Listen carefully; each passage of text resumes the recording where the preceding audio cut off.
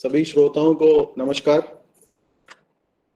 NDDB संवाद के इस नए एपिसोड में हमारे गूगल मीट के माध्यम से जुड़े सभी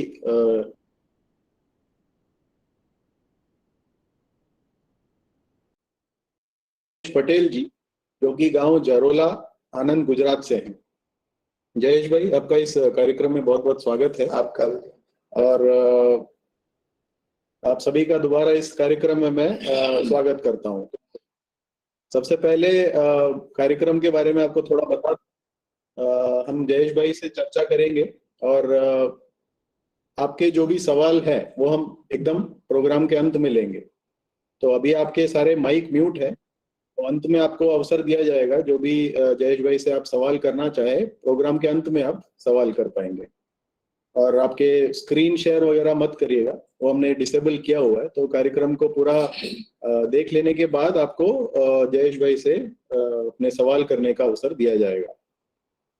तो जयेश भाई, पहले तो आप अपना थोड़ा परिचय दीजिए कि आप कहाँ से हैं, घर में कौन कौन है और क्या क्या काम कर रहे हैं और आपने क्या क्वालिफिकेशन हासिल किया है, अपने बेसिक बताइए। ओके, मेरा नाम जयेश पटेल है और मैं गुजरात से बिलोंग करता हूँ। आनंद है मेरा गांव का नाम जरोला है और मैं और मेरे पिताजी, मदर, दो लड़के और वाइफ है।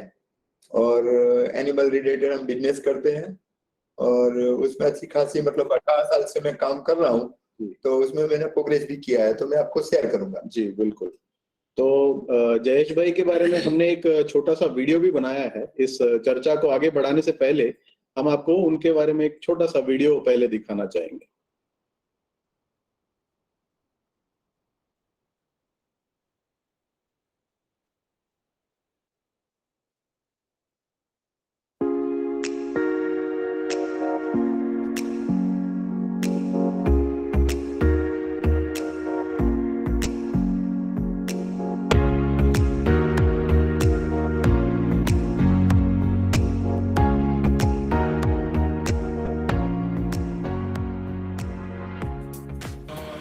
डेयरी फार्म है जी। तो लाइन से पानी आता है, गोबर आता है जी, उसमें मड पंप आता है जी, वो उठा के मशीन में डालता है। मशीन में डालने के बाद सूखा अलग हो जाता है जी, पानी अलग हो जाता है जी। और पानी अलग होने से बायो फर्टिलाइजर बनता है, केमिकल इंडस्ट्री में यूज होता है जी जी। फाइबर का हम जैविक खाद बनाते हैं जी, टिश्यू प्लांटेशन में जाता है जी। आप सूखा कर दो तो धूप बत्ती, अगरबत्ती, कॉल, दिए, इको फ्रेंडली मूर्तियाँ, साबुन, कलर, प्लाईवुड, उस सब में जाता है। वो जो चीज़ होती है, जो बाई प्रोडक्ट की बात कर रहा था, तो उसका जीवामृत बनता है, इसका पाउडर बनता है। इसका जीवामृत बनने के बाद बायो फर्टिलाइजर में यूज होता है, केमिकल इंडस्ट्री में यूज होता है। पाउडर से पॉट बनते हैं, धूप बत्ती बनती है, ओकले बनते हैं, धूप स्टिक बनता है, कॉर्न बनता है, धूप स्टिक, दिए, प्लाईवुड, कलर, वॉल पीस, बहुत सारी चीज़ें बनती है। आप कहीं से भी कवर कर सकते हो। आपको नज़दीक में जो भी बिजनेस अच्छा लगे उसमें आप डेवलप हो सकते हो। और ये करना ज़रूरी होता है, क्योंकि हम लोग जो 5 रुपये की चीज़ खिलाते हैं, वो 5 रुपये में जब तक हम सेल नहीं करेंगे ना, तब तक उसमें हमको प्रॉफिट कभी नहीं मिलने वाला। तो पूरे दिन में सबसे ज़्यादा जो लॉस जाता है वो हमारा सूखे में जाता है। 5 का खिलाते हैं और 1 रुपये में सेल करते हैं, तो 1 किलो के पीछे 4 रुपया लॉस जाता है। उसको बचाना है और वैल्यू एडिशनल करके हमारे घर में डेवलपिंग होना है।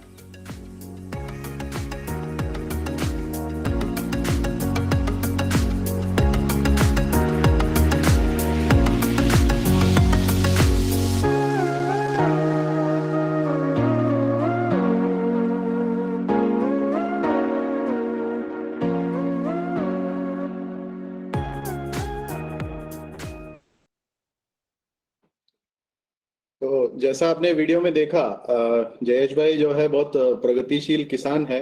खेती के साथ साथ पशुपालन और उससे गोबर और अन्य चीजों से मूल्यवर्धित उत्पाद बना के उससे भी आमदनी कमा रहे हैं।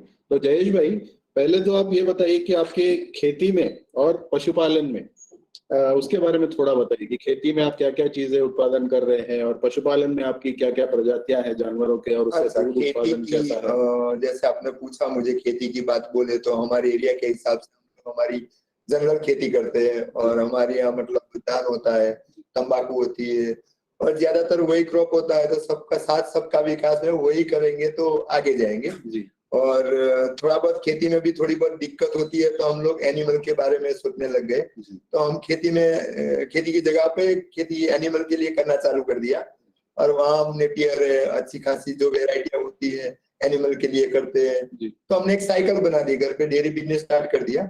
हमारा जो खेती में क्रॉप होता है गाय के लिए, वो घर पे लाते हैं और गाय को खिलाते हैं, उसमें से हम दूध निकालते हैं, वैल्यू एडिशन करके बाय प्रोडक्ट बनाते हैं। अच्छा, तो आपके पशुपालन के बारे में बताएं, अभी कितने जानवर है और उसमें दूध उत्पादन, सिर्फ दूध के बारे में पूछ रहा हूँ। अच्छा, मैं मेरी बात करूँ तो मेरे यहाँ एचएफ नस्ल है, और अभी मेरे यहाँ 3rd जनरेशन एक्टिव है।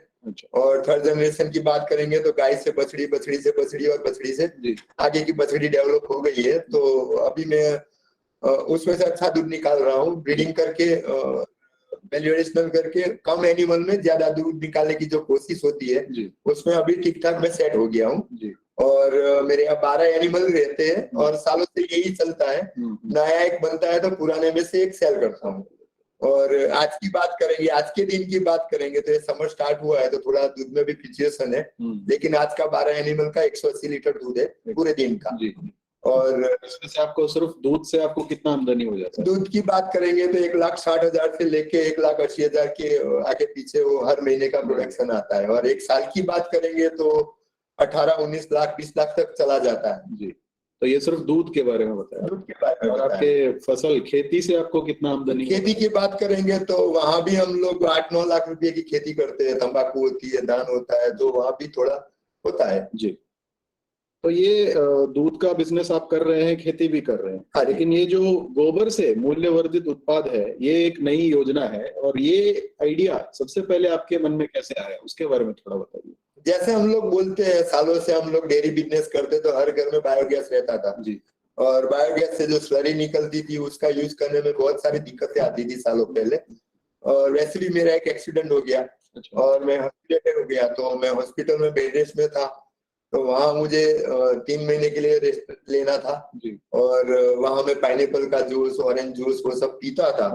तो बैठे बैठे सोच रहा था, और ठेले में देखा भाई पाइनएप्पल डाल रहा है, फाइबर अलग हो रहा है, पानी अलग हो रहा है। तो वही मैंने सोचा अभी घर जाके ठीक हो जाऊंगा तो पहले मशीन यही बनाऊंगा जो मेरा गोबर वेस्ट जा रहा है। तो उसका मैंने मशीन बनाया, और वैल्यू एडिशनल करने की सोच थी। तो वहाँ फाइबर और पानी दोनों अलग कर दिया। तो ऑफकोर्स अभी जो प्रोग्राम चल रहा है उसमें मैं पहले से ही सेट हो गया था, तो अभी मुझे मौका मिल गया, तो मुझे अच्छा खासा उसमें से प्रॉफिट हो रहा है। पानी का बायो फर्टिलाइजर बनता है, फाइबर का बायोकल्चर बनता है, जैविक खाद बनता है, टिश्यू प्लांट में जाता है, मतलब बहुत सारी प्रोडक्ट बना सकते हो। हमें सोचना है मुझे क्या करना है, तो वहाँ ठीक है, सेट हो जाते हैं। तो दर्शकों ने हमारे जो छोटे वीडियो में भी देखा होगा कितने उत्पाद बना दिए हैं हमने। यहाँ डिस्प्ले पे भी आप देख सकते हैं कई सारे उत्पाद जो केवल गोबर से ही बने हैं। जयेश भाई, आपसे निवेदन करूंगा, थोड़ा सा एक कुछ प्रोडक्ट्स के बारे में थोड़ा बता दे कि कैसे बनता है, उसके क्या फायदे हैं इनको यूज करने का, इसके वातावरण पे आपका क्या प्रभाव पड़ता है। देखिए, हम बहुत सारी चीजें सोचते हैं, लेकिन हम नेचुरल बात करेंगे तो हमारे यहाँ धूप बत्ती क्यों होती है उतना भी सोचेंगे तो भी अपने आप वो बहुत एरिया कवर हो जाएगा। धूप बत्ती का मतलब क्या होता है, हम भगवान को पटाने की कोशिश कर रहे हैं ऐसा सोचते हैं क्योंकि सालों से धूप बत्ती करते हैं, लेकिन घर का क्लाइमेट चेंज करने के लिए, घर का जो बायोसिक्योरिटी कल्चर है उसको चेंज करने के लिए, हवा शुद्ध करने के लिए जो सालों से चल रहा है धूप बत्ती का रोल, वही रोल हमारा गोबर से ही था। हम लोग पहले उपले जला देते, उसमें घी डालते थे, कपूर डालते थे, वो सब करते थे, वो छूट गया। गाय भैंस घर पे है लेकिन वो छूट गया। जब तक उसको हम नहीं समझेंगे, उसकी वैल्यू नहीं समझेंगे, तब तक उसको हम ढेर करेंगे। लेकिन बहुत सारी सोच है, जैसे हम लोग हमारे हिंदू रिवाज में कोई भी मोर्टालिटी होती है तो सबसे पहले हम बॉडी उठाते तो गोबर ही लगाते हैं, आगे लेके चलते हैं वो भी गोबर लेके चलते हैं, वो भी सोचेंगे। बहुत सारे क्वेश्चन होते हैं कि हम लेके क्यों जाते हैं, तो बहुत सारे लोग देखते हैं अपने आप सामने क्यों लेके जाते किसी को मालूम नहीं है। लेकिन जो साथ में जाते हैं तो छोटा लड़का होता है, वो हाइट नीची रहती है, उससे जो धुआं निकलता है तो जो बॉडी से बैक्टीरिया निकलता है जिसकी मोर्टालिटी हो गई, और साथ में जाने वाले को वायरस ना हो, उसका रोल वही है। और हम लोग सोते हैं उधर जलाने के लिए ले जाते हैं, लेकिन वो बॉडी कंट्रोल करने के लिए ले जाते हैं। तो गोबर से बहुत सारी चीजें, बहुत सारा रोल है। और आज तक हम खेती में भी डालते हैं लेकिन उसको ध्यान से नहीं सोचा है। अभी इसलिए सोचना पड़ गया, जैसे ही कोरोना आ गया तो बैक्टीरिया दिख गया और वही बैक्टीरिया खेती में खत्म हो गया है। तो हम दूध में दही डाले बिना दूध बनाएंगे तो अच्छा दही नहीं बनेगा। जब तक अच्छा दही नहीं डालेंगे तब तक अच्छा दही नहीं बनेगा। वैसे ही खेती में जैविक खाद नहीं डालेंगे तब तक हम कोई भी केमिकल खाद डालेंगे वो यूज ही नहीं होगा।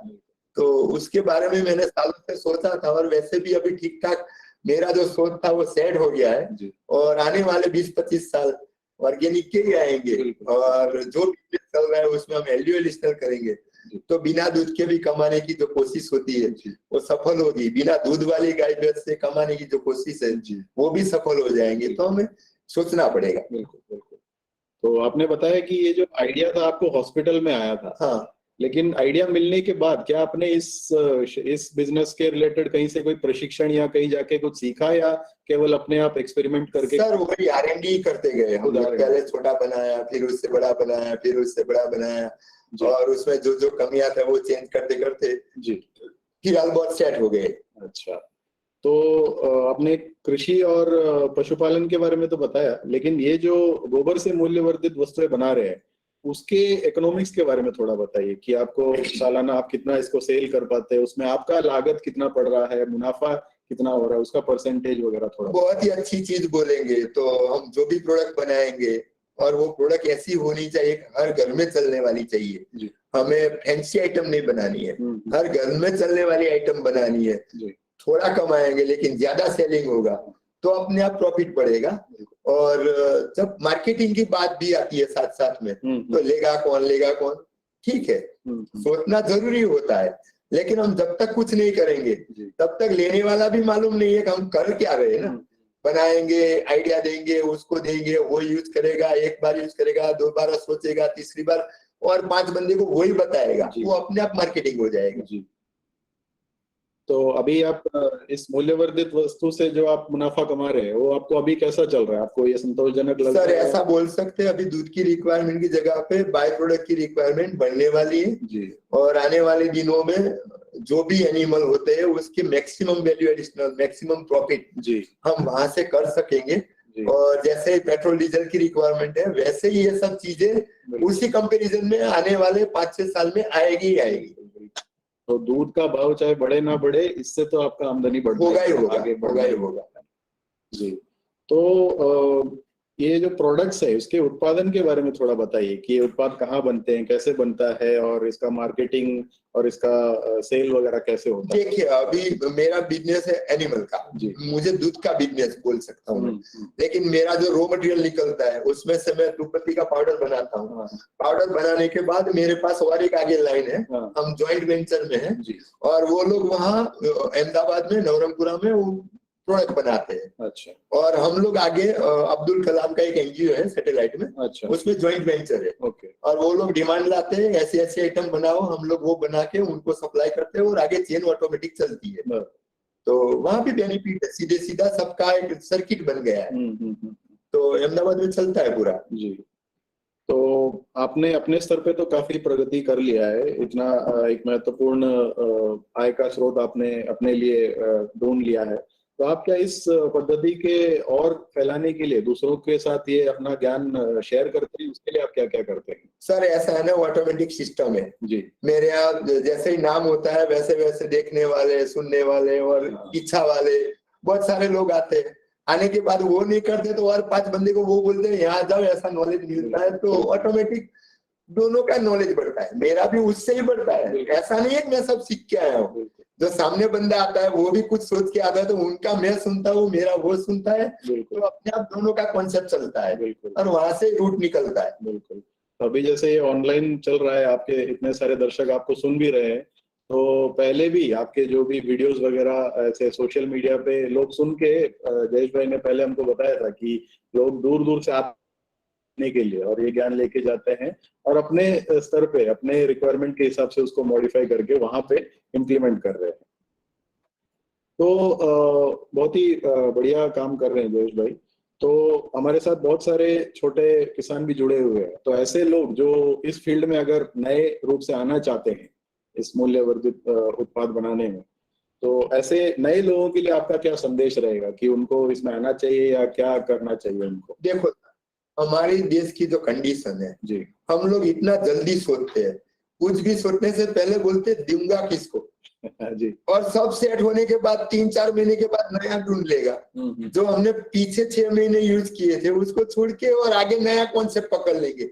वो चेंज नहीं करनी है, हमें वो चेंज करनी है। जब तक हम जाएंगे नहीं ये दुनिया से, तब तक उसी कॉन्सेप्ट में ठहरेंगे, तो हमारा बिजनेस कभी लॉस वाला नहीं होगा। और हम जो सोच रहे हैं, हमारे दिल में जो भी क्वेश्चन चल रहे हैं, वो हमारी गलती ढूंढ के उसको रिव्यू करना है और उसको गलती से बाहर निकालने के बाद वही प्रॉफिट में लाना है और वही चेन हम सीखेंगे ना, तो मुझे नहीं लगता है कोई भी कॉन्सेप्ट पकड़ो, प्रॉफिट ही प्रॉफिट है, क्योंकि आपकी सोच अच्छी है। नेगेटिविटी की मतलब हम 4 दिन नहीं कमाएंगे और 5वें दिन कमाएंगे, तो 4 दिन को याद करने की जरूरत नहीं है। 5वें दिन कमाए तो क्यों कमाए, कैसे कमाए, उसको वैल्यू एडिशनल करना है। तो जयेश भाई, ये आपका ये मतलब मैं समझ रहा हूँ कि इस फील्ड में आना है तो आपको पेशेंस के साथ आना होगा। ऐसा नहीं कि आज आपने बिजनेस शुरू किया कल से आप मुनाफा कमाने लग जाओगे, लेकिन ये फील्ड में अगर टिके रहोगे तो मुनाफा पक्का है, ये जयेश भाई का कहना है। तो जयेश भाई, मेरी तरफ से आपको ये एक आखिरी सवाल है कि अभी तो आप इतना सारे बिजनेस एक साथ कर रहे हैं, तो भविष्य के लिए आपकी क्या योजना है? आगे आप इसको और आगे बढ़ाना चाहते हो तो किस तरह बढ़ाओगे? सर ऐसा है ना, अभी तो मेरी एज भी होने वाली है, मेरे दोनों लड़के आउट ऑफ इंडिया गए हुए हैं और मैं सोच रहा हूँ अभी पिछली लाइफ में मैं भी एक ट्रेनिंग सेंटर करूंगा, जिसको नहीं आता है उसको सिखाऊंगा और मुफ्त में सिखाने की मैं और कोशिश करूंगा, क्योंकि वो सीखने आएंगे तो मेरी ही प्रोडक्ट बनेगी और वही मार्केटिंग करेगा मेरे लिए, तो वो सीखने वाला ही मार्केटिंग करेगा। तो कोशिश करेंगे घर पे ट्रेनिंग सेंटर चालू करेंगे। ऐसा बहुत बहुत अच्छी बात है। तो जो भी सुन रहे हैं, ऐसे उत्पाद बनाने का अगर आपको सीखना है तो जयेश भाई आगे जाके अगर ऐसा ट्रेनिंग सेंटर भी खोल देते हैं तो आप लोगों का स्वागत है इसमें। जयेश भाई से संपर्क कर सकते हैं, उनसे उत्पाद कैसे बनाना है वो सब जान सकते हैं। तो अभी मैं आग्रह करूंगा हमारे दर्शक जो आज के इस विषय के ऊपर, जयेश भाई से अगर आप कोई भी सवाल करना चाहते हैं तो आपका माइक्रोफोन ऑन करके बात करिएगा। माइक अभी एनेबल कर दिया है तो आप लोग माइक ऑन करके एक एक करके सवाल कर सकते हैं। लक्ष्मण वाघ जी, आपका सवाल है तो बताइए। अच्छा, म्यूट हो गए। प्रभास्कर जी। राहुल जी नमस्कार, जयेश भाई नमस्कार। कैसे, आशा करता हूँ आप सभी लोग अच्छे होंगे। मैं अभी अपने डेयरी फार्म पे ही हूँ। अच्छा, मैं जयेश भाई के फार्म पे भी जा भी चुका हूँ। इनसे मेरी हाँ, मैं जयेश भाई के फार्म पे जा भी चुका हूँ और इनसे मेरी मोबाइल पे भी 1-2 बार बात हुई है। जयेश भाई, यदि जो आपको याद होगा तो लास्ट टाइम हमने बात किया था आपसे। तो बेसिकली जयेश भाई, हम जैसे आपका जो डिवाटरिंग सिस्टम है, डिवाटरिंग सिस्टम हम लगाने वाले हैं सितंबर-अक्टूबर में। आपने ही मुझे इंस्पायर किया इनफैक्ट। और लेकिन उसमें जो कल्चर यूज करते हैं, वो कल्चर की अवेलेबिलिटी अभी खास करके रूरल क्षेत्र में नहीं है। तो उसकी अवेलेबिलिटी कैसे होगी? राहुल साहब, आप थोड़ा सा इसमें हमें मदद कर सकते हैं, हम किसानों को आप मदद कर सकते हैं। दूसरी बात है कि जो बाय प्रोडक्ट है, जैसे मैं देख रहा हूँ आपने डिस्प्ले कर रखा है, इसके लिए यदि जो आप ट्रेनिंग सेंटर, चूंकि आप बोल रहे हैं कि खोलने जा रहे हैं, तो मेरे ख्याल से इससे बेहतर और कोई ऑप्शन हो नहीं सकता है। बिकॉज हम ट्रेनिंग लेते हैं तो केवल थ्योरी सीखते हैं, लेकिन जो आपके यहाँ पे जो हम आप आके सीखते हैं तो हमें प्रैक्टिकल नॉलेज भी मिलेगा और खुद से, चूंकि किसान खुद से करेगा तो उनको जो नो हाउ है, जो मेरिट्स एंड डिमेरिट्स है, वो वहीं पे गेन कर लेगा। सो दैट कि जब अपने प्लांट में वो कभी वो सेटअप लगाता है तो उस सारी डिमेरिट्स को वो साइड कर दे। तो मेरे ख्याल से ये अच्छा सोच है आपका कि आप ट्रेनिंग सेंटर खोलिए और मैं भी आऊंगा आपके यहाँ ट्रेनिंग, और अपने कुछ साथ के कुछ फार्मर्स को भी लेके आऊंगा आपके पास जी। और कल्चर का एक थोड़ा सा आप हमें थोड़ा सा गाइड कर। बिल्कुल, आपके दिमाग में जो कल्चर की बात चल रही है, तो हम बहुत सारे आधुनिक जमाने के कल्चर के बारे में सोचते हैं, लेकिन हमारी पुरानी संस्कृति है छाछ दही। आपने जो फाइबर निकाला उसमें दही का पानी बना के छिड़क दो, तो 100 किलो फाइबर है, 1 किलो दही डाल दो पानी बना के, निकल गया? नहीं, बात करिए। आप पानी बना के डाल दो तो 15-20 दिन में मैक्सिमम कल्चर हो जाएगा। हमारा पेट खराब होता है तो हम वही यूज करते हैं, हमारा पेट ठीक होता है तो जमीन तो ऐसे ही ठीक हो जाएगी। और जो कल्चर की बात कर रहे हैं तो आप छाछ से भी कल्चर डेवलप कर सकते हो।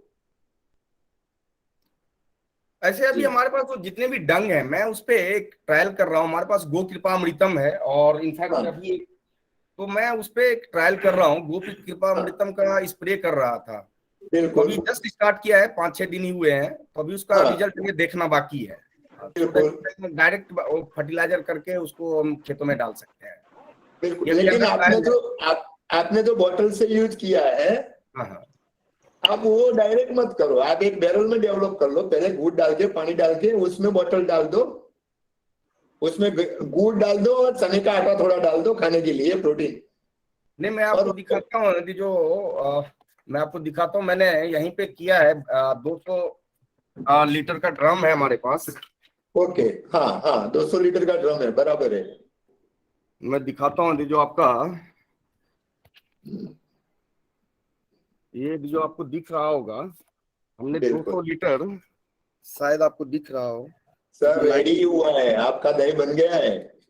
5 दिन हुआ है, रेडी हो गया है।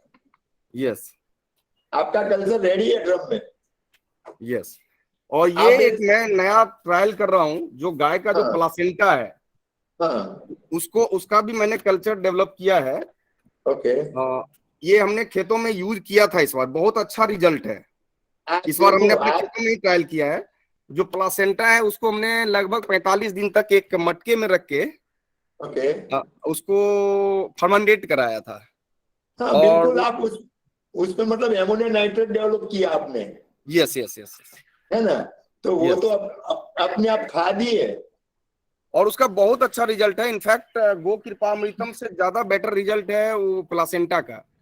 मैं तो सर बोलता हूँ सबको, दूध निकालना बंद कर दो, पैसा गिनना चालू कर दो, दिन में 30 लीटर निकलेगा। 20 रुपए लीटर सेल करो, 600 रुपए का पैसा बिकेगा। तो ये एक मतलब प्लासेंटा का और ये प्लासेंटा का है और ये गो कृपा अमृतम का है, तो दोनों के रिजल्ट अच्छे हैं। मैंने अपने खेतों में इस बार यूरिया की जगह कुछ खेतों में यही यूज किया है। तो फिर आप भी दूसरे को बताएंगे तो मेरे जैसे आप भी रोल मॉडल बन जाएंगे ना। जी नहीं, आपके पास ह्यूज एक्सपीरियंस है, हम तो आप लोगों से सीख रहे हैं। इनफैक्ट राहुल साहब ने हमें ट्रेनिंग दिलवाया था, उस समय बहुत अच्छा ट्रेनिंग था। इनफैक्ट राहुल साहब, मैं आपको दिखा दूं थोड़ा सा अपना डेयरी फार्म में, जितने भी फार्मर्स हैं उनको भी मैं अपना डेयरी फार्म दिखा देता हूँ। प्रभास्कर जी, थोड़ा समय कम है इसलिए आप थोड़ा नहीं सर, मैं 2 मिनट लूंगा, मैं 2 मिनट लूंगा। दूसरे भाइयों के लिए भी थोड़ा समय देना चाहूंगा सवाल जवाब के लिए। हाँ, ये हमारा डेयरी फार्म है सर, लगभग 32 हीफर और गाय है, दोनों मिला के। बहुत बढ़िया जी। तो मेन हमारी लिए समस्या था कि डंग का। तो एक दिन जयेश भाई ने तो हमें सॉल्यूशन दे ही दिया है। हम भी खुद भी डंग डिवाटरिंग सिस्टम लगा रहे हैं। जी, बहुत बढ़िया। चलिए प्रभास्कर जी, बहुत बहुत धन्यवाद, आपने अपना एक्सपीरियंस शेयर किया। अभी मैं रिक्वेस्ट करूंगा, दूसरे व्यक्ति का कोई सवाल है तो प्लीज पूछिए।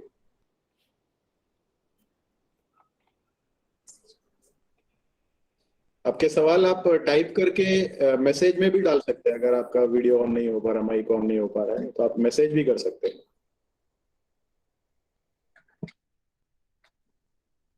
प्रणय बदान जी, आप अगर आपका हैंड रेज किया हुआ है, अगर आपको सवाल है तो पूछिए।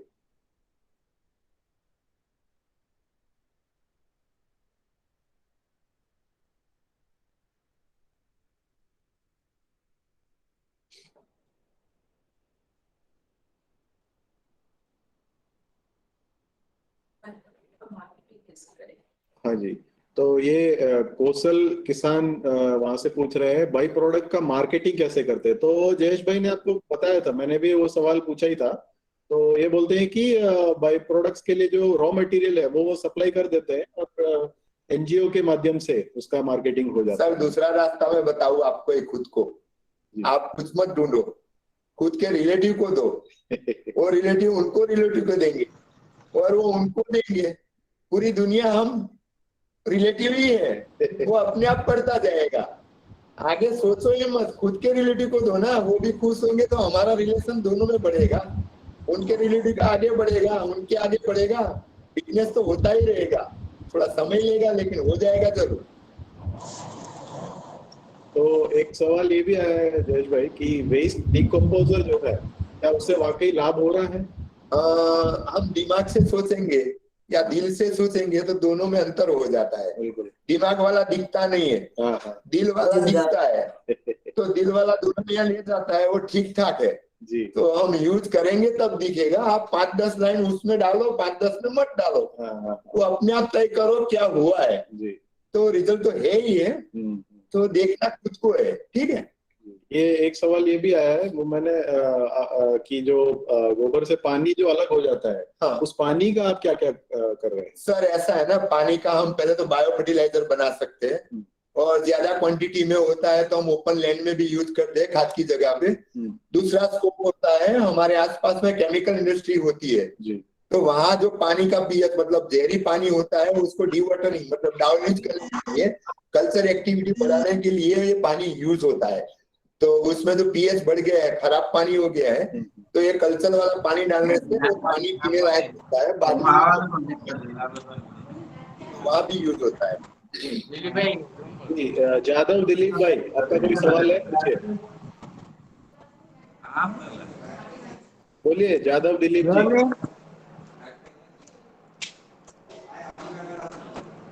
जादव दिलीप भाई बोलिए। Video calling.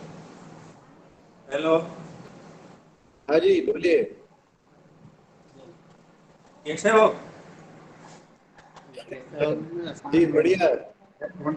आपका कोई प्रश्न है तो पूछिए।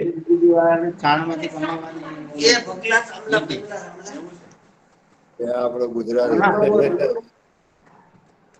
चलो।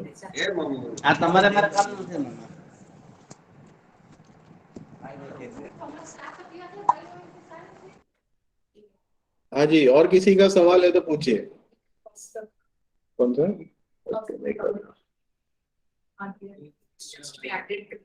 हाँ जी, इसमें एक सवाल जयेश भाई आया है कि जो अगरबत्ती बनाने का, वो तो थोड़ा प्रोसेस में जा रहे हैं कि अगरबत्ती कैसे बनाते हैं, उसमें फ्रेग्रेंस खुशबू के लिए क्या ऐड करते बिल्कुल हैं? एक सिंपल तरीका है।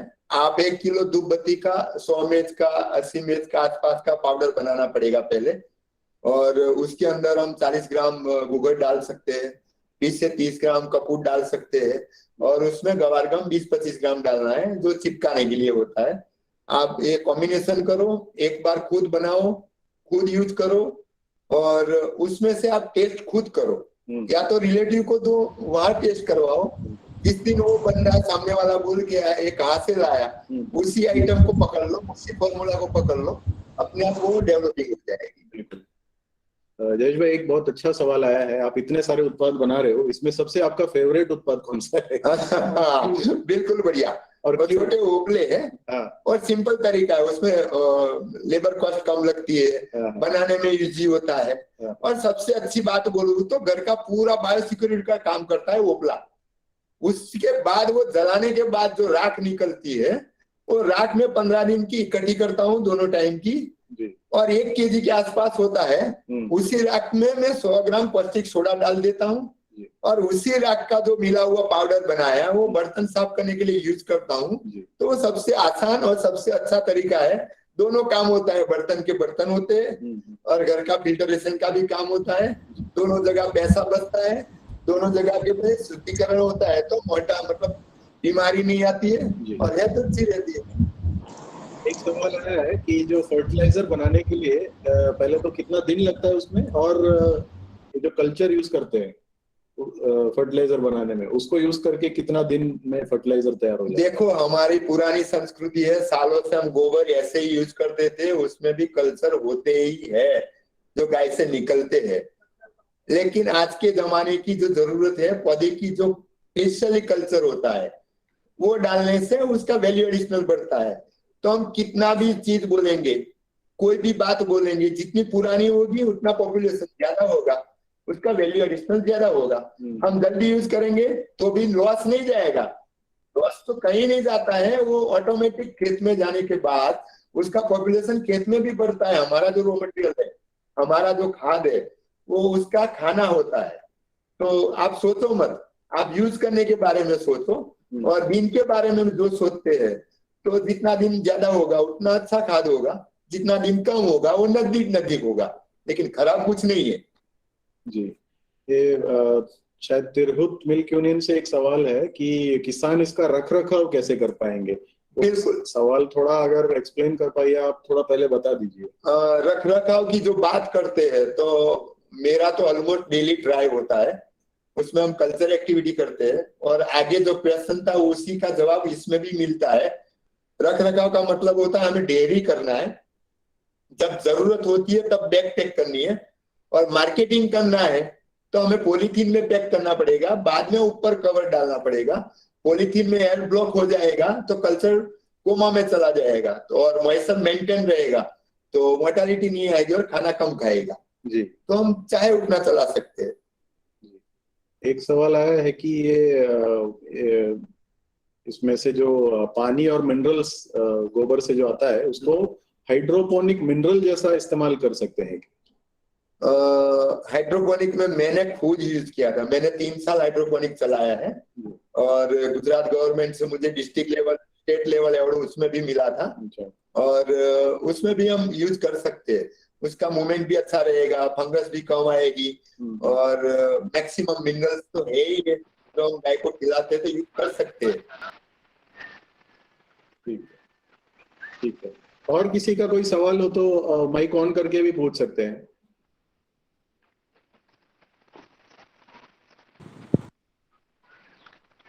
सर, गो कृपा अमृतम का क्या फर्क होता है? क्या एक और बार सवाल दोबारा पूछिएगा।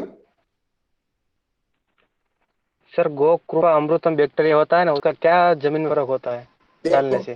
गौ कृपा मतलब गाय के पेट से जो कल्चर बाहर निकला है उसको कृपा बोलेंगे ना, जो हम सालों से करते हैं, लेकिन हमने गाय के साथ ज्वाइन कर दिया तो हमारा दिल का दिमागी संतुलन चेंज हो गया।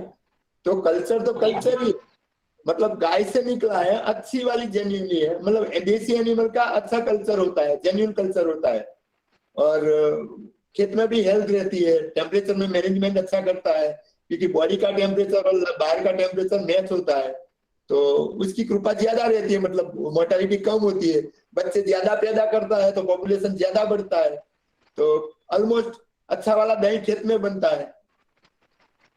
Okay, thank you sir. Sandeep भाई ने एक पूछा है ब्रीड और कौन से सीमेन इस्तेमाल करना है, लेकिन ये संदीप भाई ये हमारा टोटली दूसरा विषय है। आप हमारे एनडीडीबी के यूट्यूब चैनल में जाइएगा, वहां पे ब्रीडिंग रिलेटेड हमारे पहले के बहुत सारे एपिसोड्स हमने वहां पे डाले हुए, वहां पे आपको इस विषय में ज्यादा जानकारी मिलेगी।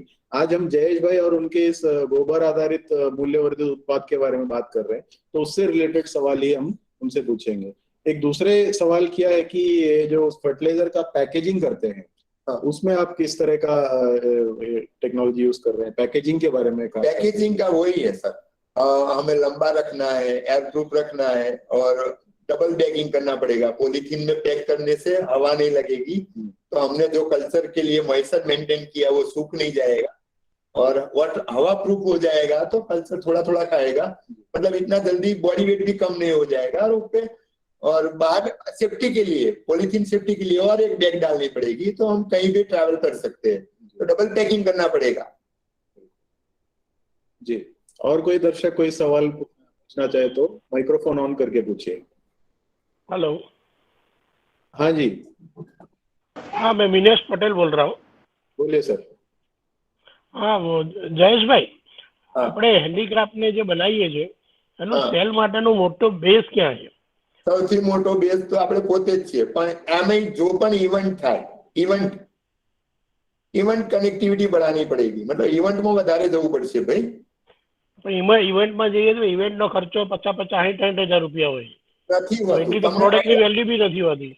હું તમને આઈડિયા આપી દઉં, મારી વાત કરું તો ગુજરાત ગવર્મેન્ટ બરાબર છે, ડિસ્ટ્રિક્ટ લેવલ ઉપર જે પણ મેળાઓ થાય છે એ મેળાઓમાં આત્મા પ્રોજેક્ટમાં જોઈન થઈ જાઓ। બરાબર, વેરી ગુડ। આત્મા પ્રોજેક્ટમાં જોઈન થઈ જાઓ એટલે આત્મા વાળા તમને ગાઈડ કરશે, અને એમના એક્ઝિબિશનમાં ફ્રી સ્ટોલ આપશે, એ સ્ટોલ જોયા પછી ગુજરાત ગવર્મેન્ટ તમને સ્ટોલ આપશે અને ઓટોમેટિક એનું વેલ્યુએશન વગર પૈસે થાય છે, વગર પૈસે. जी બરાબર. હમણાં મેં ગાંધીનગરમાં રાખ્યું, તમને મળ્યો ત્યાં.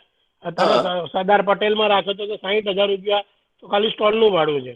હા, પણ એ તમે સામેથી લેવા જાવ છો એટલે પ્રાઇસ તો માગશે. આપણે એ નથી કરવા. આપણે કહેવાય એટલા માટે માંગીએ છીએ, આપણી પાસે 100 પ્રોડક્ટ બનાવીએ છીએ આપણે.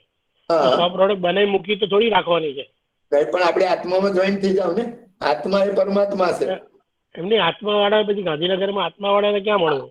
એમના ઇવન તમારું ત્યાં છે ને, ત્યાં એગ્રીકલ્ચર સર્કિટ ખરું ને, વિધાનસભાની નજીક આપણું એગ્રીકલ્ચર ડિપાર્ટમેન્ટ છે. હા, બરાબર છે. એની અંદર ઓફિસ છે આત્માની. બારોટ સાહેબ અત્યારે ત્યાં. બારોટ સાહેબ. બારોટ સાહેબ, હા. અચ્છા અચ્છા. તો સાહેબ આમાંથી નેનો ખાતર બનાવવું તો કેવી રીતે બનાવવાનું? છાણમાંથી? છાણમાંથી નેનો ખાતર એટલે કશું નથી. આજે આપણે ફાઈબર કાઢ્યું, એને પેલેટ બનાવવાની છે નાની નાની. એ જોવું હોય તો તમારે ત્યાં જોવા મળે? હું જ નથી બનાવતો અંકલ, પણ મારી પાસે પ્રોજેક્ટ છે, હું તમને આઈડિયા આપી દઉં. હવે આપણને શું છે, તમે મને તે દિવસે ગાંધીનગર કીધું ને, ત્યારથી મેં ઉત્તર ગુજરાતમાં કોઈ બનાવતું નથી. ઉત્તર ગુજરાતને 20-25 જણને વાત કરી, એ લોકો રસ ધરાવે છે, પણ મારી પાસે ટેકનોલોજી કે એને કેવી રીતે બનાવવાનો કોઈ આઈડિયા નથી. મારી પાસે ટેકનોલોજી છે, તમે મને ફોન કરજો, નહીં તો મારી ઘરે આવજો, હું તમને આપી દઈશ.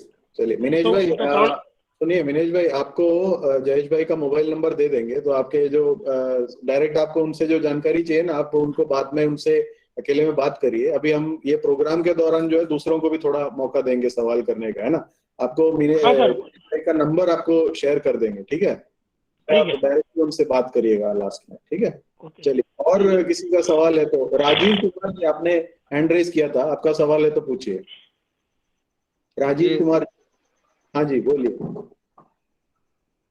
सभी एनडीडीबी के पदाधिकारी को नमस्कार, जावेद भाई को भी नमस्कार, और जितने भी हमारे देख रहे हैं सभी पूरे देश के सभी किसान भाइयों को मेरा प्रणाम. मेरा नाम राजीव कुमार मिश्र है और मैं मिथिला मिल्क यूनियन समस्तीपुर से जुड़ा हूँ आपसे बात करने के लिए. हेलो जी, बोलिए सर. मेरा ये कहना, एक निवेदन है आप लोगों से. अवेयरनेस के लिए तो ये अच्छा प्रोग्राम है एनडीडीबी का, लेकिन इसको व्यवहारिक रूप से लाने के लिए, जमीनी स्तर पर जोड़ने के लिए थोड़ा इसका व्यवहारिक ज्ञान भी मिले, इसके लिए भी कोई कार्य रूप या कार्य योजना बननी चाहिए. क्योंकि हम जाने तो बहुत सारी बातें नहीं जान पा रहे हैं जो व्यवहारिक रूप से हम जानेंगे. जैसे हमारा इंटरेस्ट है गोबर से जो पेंट बनता है या अगरबत्ती जो बन रहा है, हम लोग एक बार लिए थे ट्रेनिंग, हमारे बने ऑनलाइन ही हुआ था हल्का सा, लेकिन प्रैक्टिकल नहीं हो पाया हमारे मिथिला मिल्क यूनियन में. तो हम चाहते हैं एनडीडीबी के द्वारा होता है तो उसमें शुल्क भी कम है, या कुछ यदि एक्सपर्ट आते हैं कुछ शुल्क भी लगता है, तो इसको धरातल पर लाया जाए आपके द्वारा, चूंकि हम लोग तो आपसे जुड़े हुए हैं. और अवेयरनेस के लिए आपका सरकार का बहुत अच्छा है, लेकिन इसको यदि किसानों के आय को हमको बढ़ाना है गोबर और गोमूत्र से, तो उनको व्यवहारिक ज्ञान देना होगा. क्योंकि सभी किसान पढ़े लिखे नहीं है, लेकिन जैसे पशुपालन वो व्यवहारिक रूप से वो खुद कर रहे हैं और थोड़ा इनपुट देने से उनमें बढ़ावा आ जाता है, वैसे ही यदि इससे भी हम लोग अन्य उत्पाद हम गोबर और गोमूत्र से बनाने से, यदि अन्य उत्पाद पैदा करने से उनकी आमदनी बढ़ती है, तो इसको व्यवहारिक रूप से हम लोग सिखाने का प्रयास करें. इनमें सर जी जो अभी हमारा अच्छा बताए हैं, ये योगदान दे हम लोगों का बिहार में. और मेरा निवेदन है कि वो मिथिला मिल्क यूनियन आवे एज ए बोर्ड मेंबर. मैं निदेशक मंडल सदस्य हूँ, मैं उन्हें आमंत्रित करता हूँ कि वो मिथिला मिल्क यूनियन में एक दिन का भी समय दे और बिहार के भी किसानों को थोड़ा आगे बढ़ाने में मदद करें. जी जी, राजीव जी, आपने बहुत अच्छा सुझाव दिया है. हम एनडीडीबी की तरफ से भी हम ये प्रयास करेंगे कि इसको एक प्रशिक्षण के रूप में एटलीस्ट डेवलप करें, कि जहाँ पे प्रैक्टिकल ओरिएंटेशन हो सके. तो उस विषय में हम जयेश भाई की सहायता लेंगे और एक डेवलप करने की कोशिश करेंगे, और सारे दूध संघों को उसके बारे में इंफॉर्मेशन पास ऑन करेंगे. तो आपके वहां से भी लोग यहाँ आके अटेंड कर सकते हैं. बाकी जयेश भाई अगर वहां जाके अगर आप लोगों को करना चाहे तो जयेश भाई तो जाते ही है कई जगहों पे, वो खुद ट्रेनिंग में आप जाते क्या हैं। मतलब 100-50 किसान एक्टिव है जो करने वाले हैं, तो आप मुझे बता देना, मैं 1-2 दिन के लिए आ जाऊंगा। सर का नंबर हमको मिल जाए तो हम अपने एमडी साहब और अध्यक्ष जी से आपकी डायरेक्ट बात कराएंगे जी और जी, अभी चैट आपसे बॉक्स में हम लोग इनका समय लेंगे। जी जी, ठीक है राजीव जी। और किसी का सवाल है? अर्शी जोगल जी। नहीं सर, मैं तो गुजराती में बात करने के आता है, बहुत हिंदी नहीं आती है मेरे को। कोई बात नहीं, गुजराती में बोलिए।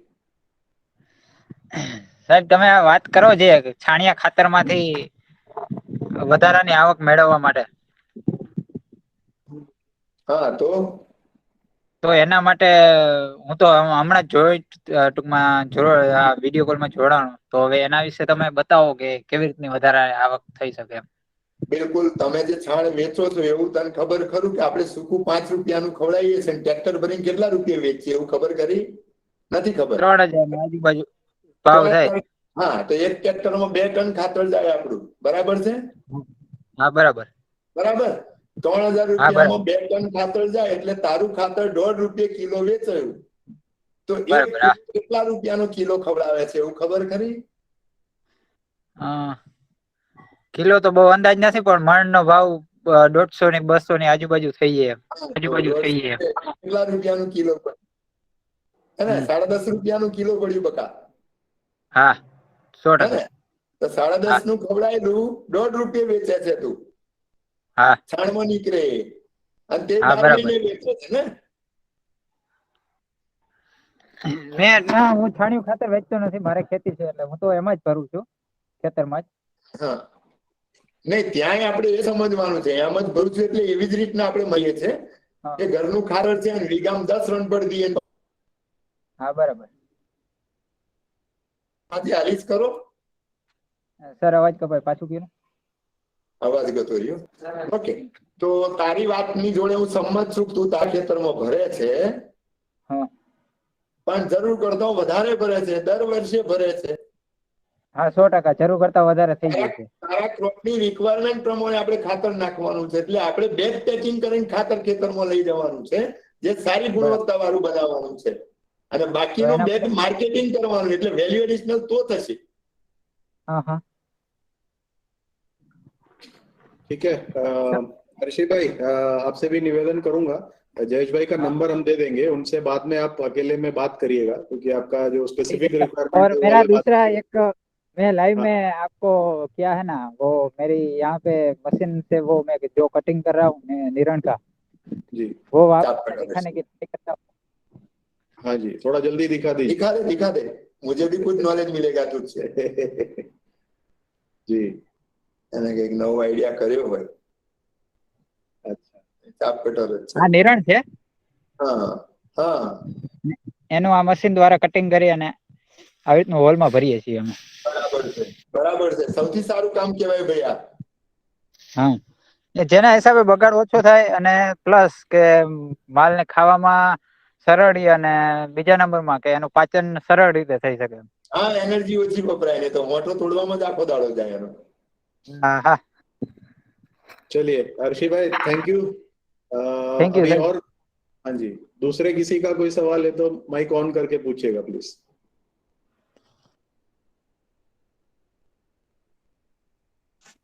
विघ्नेश जी।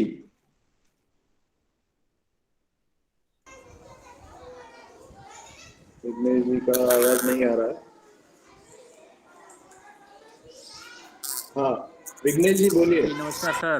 विघ्नेश्वर तिवारी जी बोलिए। नमस्कार सर, हम यही जानना चाहते हैं कि जो वैदिक पेंट बनता है गोबर से, तो इसके विषय में आप कुछ हमें बताएं कि क्या इसको संस्था सहयोग करेगी इसके विषय में पेंट बनाने के लिए?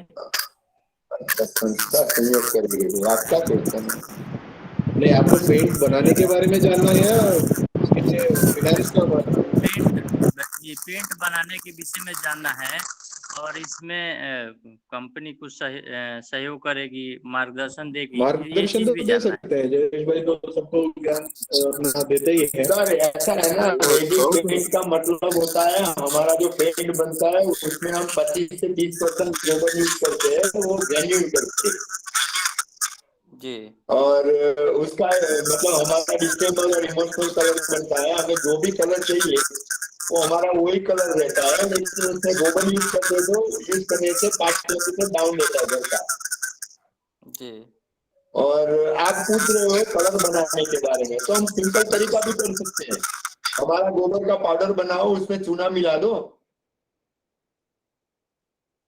हेलो, हाँ जी, चालू है उनका वो। चूना होता है ना जो पेंट करने का, जी।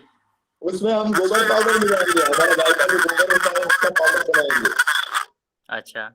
और उसको गौ में लिपन बनाएंगे हम लोग। उसमें आप हल्दी डालेंगे तो येलो बनेगा, रेड डालेंगे तो रेड बनेगा, है ना। जी। तो हम कोई भी कलर कर सकते हैं आगे, या तो फिर आपको अलग कलर बनाना है तो हमें फूड कलर लेना है, food colour, natural colour, food colour. ठीक है विघ्नेश्वर जी, ये आपकी तरफ से कुछ नॉइस आ रहा है इसलिए आपको म्यूट कर रहे हैं, बट आपको भी अलग से एक बार आप जयेश भाई से बात करिएगा। नंबर हम आखिर में दे देंगे, तो आप उनसे पर्सनली बात करके थोड़ा और जानकारी इसके बारे में ले सकते हैं। ठीक है, अभी दूसरे किसी का कोई सवाल है तो बताइए।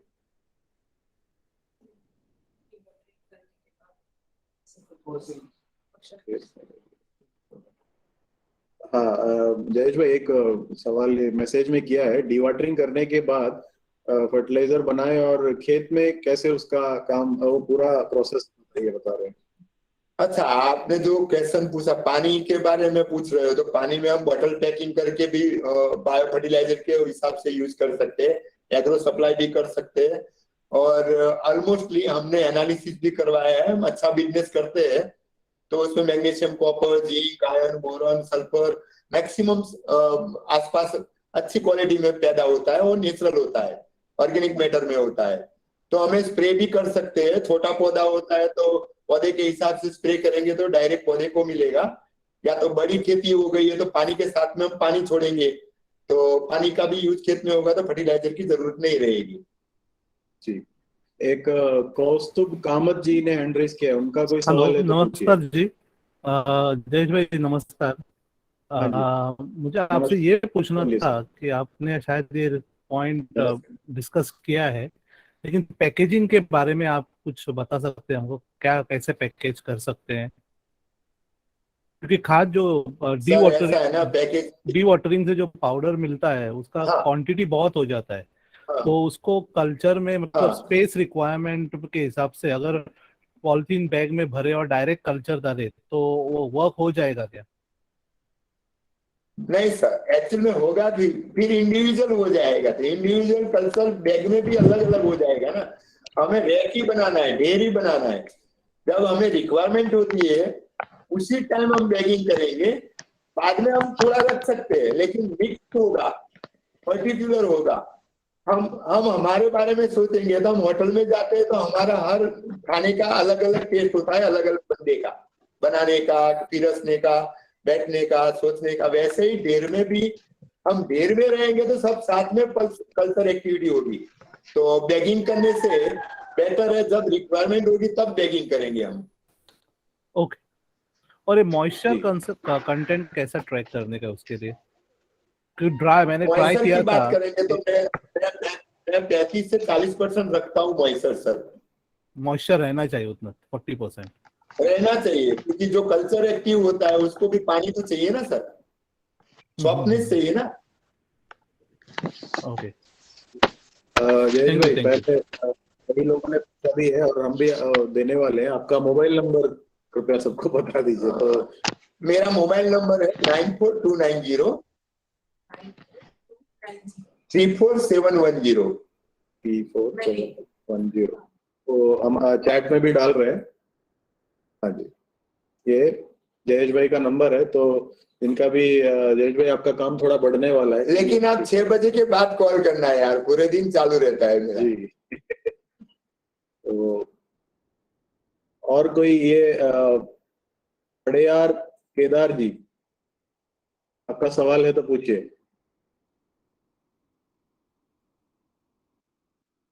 केदार जी।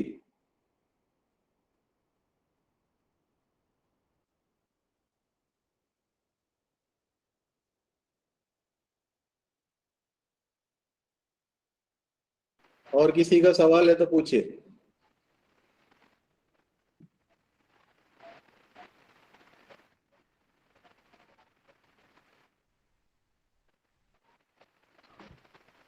चलिए, और किसी ने पूछा है जो पूरा एपिसोड है इसका रिकॉर्डिंग जो है हमारे YouTube चैनल पे आपको मिल जाएगा। एक हफ्ते के अंदर हम इसको इस पूरे एपिसोड को YouTube एनडीडीबी के YouTube चैनल पे आपको मिल जाएगा। तो हमारे चैनल का जो लिंक है वो आपको अभी चैट बॉक्स में हम लोग डाल रहे हैं, वो लिंक में आपको वीडियोस मिल जाएगा। और साथ ही हमारे कई सारे विषयों के ऊपर जो भी हमने वीडियोस बनाए हैं अलग अलग भाषाओं में, हिंदी, गुजराती, बंगाली, अनेक भाषाओं में हमने अनेक अनेक विषय के ऊपर वीडियोस बनाए हैं, वो सारे आप इस चैनल पे आप देख सकते हैं। और साथ ही हमारा एक दूसरा वेबसाइट है एनडीडीबी डायरी नॉलेज पोर्टल। इसमें भी आपको कई प्रकार की जानकारी जो हमारी डेयरी और पशुपालन संबंधित कई जानकारी जो है आप वहां से हासिल कर सकते हो। उसका लिंक भी हम लोग अभी मैसेज में दे रहे हैं। ठीक है, तो आज के इस संवाद कार्यक्रम को हम यहाँ पे समाप्त करेंगे। हम बहुत आभारी हैं जयेश भाई पटेल जी का, जो इतने समय उन्होंने हमारे साथ बिताया और आप सभी का अनेक सवालों का उन्होंने जितना हो सके इस कम समय में उन्होंने जवाब देने का पूरा कोशिश किया। और आगे भी उनका नंबर तो आपको दिया ही है, तो जो भी आपके सवाल है उन्होंने जो समय बताया उसको और आगे भी वो समाधान देते रहेंगे।